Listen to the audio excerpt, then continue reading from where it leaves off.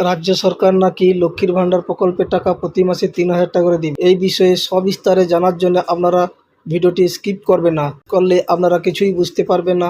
তাই প্রথম থেকে শেষ অবধি দেখতে থাকুন, ভিডিওটি একটু লেন্দি হবে। সর্বোপরি এখনও যারা সাবস্ক্রাইব করেনি সাবস্ক্রাইব করুন, সাবস্ক্রাইব করে পাশে থাকা বেল আইকনটি ক্লিক করুন, যাতে নতুন নতুন ভিডিও দিলে সবার আগে পৌঁছে যাবে। ভিডিওটি বেশি বেশি শেয়ার এবং লাইক করুন, যাতে সবাই দেখতে পায়। বিগত কয়েকদিন ধরে পশ্চিমবঙ্গে বেশ কয়েকটি নিউজ পোর্টালে প্রকাশিত হচ্ছে যে আগামী মাস থেকে লক্ষ্মীর ভাণ্ডার প্রকল্পে ৩,০০০ টাকা করে দেবে এবং নতুন সার্টিফিকেট দিয়ে আবেদন করলে ১২০০ টাকার পরিবর্তে ৩,০০০ টাকা করে দেওয়া হবে। এই বিষয়ে সোশ্যাল মিডিয়া প্রচুর প্রতিক্রিয়া সৃষ্টি হয়েছে। থেকে সত্যি কি এই প্রকল্পে ৩,০০০ টাকা দেওয়া হয়? মাননীয় মুখ্যমন্ত্রী এই বিষয়ে সত্যি কি কোনো ঘোষণা করেছে? এই প্রতিবেদন থেকে বিস্তারিত জেনে নিন। প্রথমে যে বিভিন্ন নিউজ পোর্টালে প্রকাশিত হয়েছে সেটি পড়ে নিন। থাকেন এবং আর্থিক দিক দিয়ে পিছিয়ে পড়া তাদের জন্য এই ১,০০০ টাকা হাত খরচ এবং সংসারে একাধিক প্রয়োজন মেটাতে এই প্রকল্পে মহিলাদের জীবন আর্থিক স্থিতিশীলতা এনেছে। এই প্রকল্পে বাংলার মহিলাদের আর্থিক স্বনির্ভরতার পথে একটি বড় পদক্ষেপ। তৃণমূল কংগ্রেসের এই উদ্যোগ ভোট বাক্সে দিয়েছে বিরাট সাফল্য। লক্ষ্মীর ভাণ্ডারের বাংলার মহিলাদের জন্য একটি গেম চেঞ্জার প্রকল্প। এটি শুরু হয়েছিল মহিলাদের আর্থিকতা।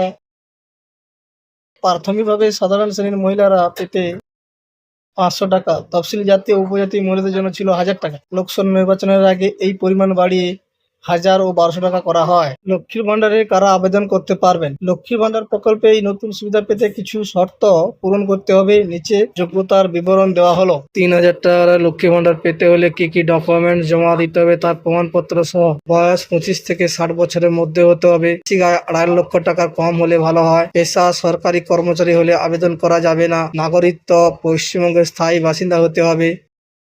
সক্রিয় ব্যাংক অ্যাকাউন্ট থাকতে হবে। আর্থিক অবস্থা আর্থিকভাবে পিছিয়ে পড়া মহিলাদের অগ্রাধিকার পাবেন। প্রয়োজনীয় নথি। নতুন করে লক্ষ্মীর ভাণ্ডার প্রকল্পে আবেদনের জন্য আমাদের পাড়া আমাদের সরকার ক্যাম্পে গিয়ে নিম্নলিখিত নথিগুলি জমা দিয়ে এই প্রকল্পে আবেদন করতে পারবেন।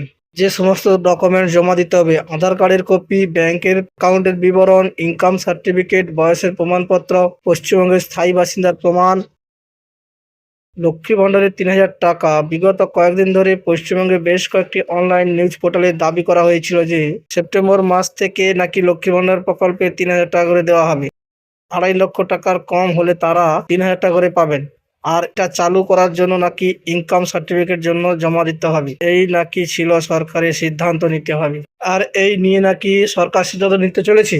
আর মাননীয় মুখ্যমন্ত্রী ও নাকি এই বিষয়ে ঘোষণা করবেন। এই প্রতিবেদনটি প্রকাশিত হওয়ার পর থেকেই ফেসবুক ও একাধিক লোকাল নিউজ পোর্টাল প্রকাশিত হয়। এরপর আমাদের বিভিন্ন সূত্রে মারফত জানতে পারি যে ৩,০০০ টাকা করে দেওয়ার মতো খবর বা সিদ্ধান্ত এখনো পর্যন্ত রাজ্য সরকার তরফ থেকে নেওয়া হয়নি। সম্প্রতি মাননীয় মুখ্যমন্ত্রী ৫,০০০ টাকা করে সমশ্রী প্রকল্পের জন্য ঘোষণা করেছেন, কিন্তু লক্ষ্মীর ভাণ্ডারের টাকা বাড়ানো নিয়ে কোনো ঘোষণা করেননি। তবে বিধানসভা ভোটের আগে এই প্রকল্পের ভাতার পরিমাণ বাড়াতে পারে, তবে তা এখনো পর্যন্ত চূড়ান্ত নয়।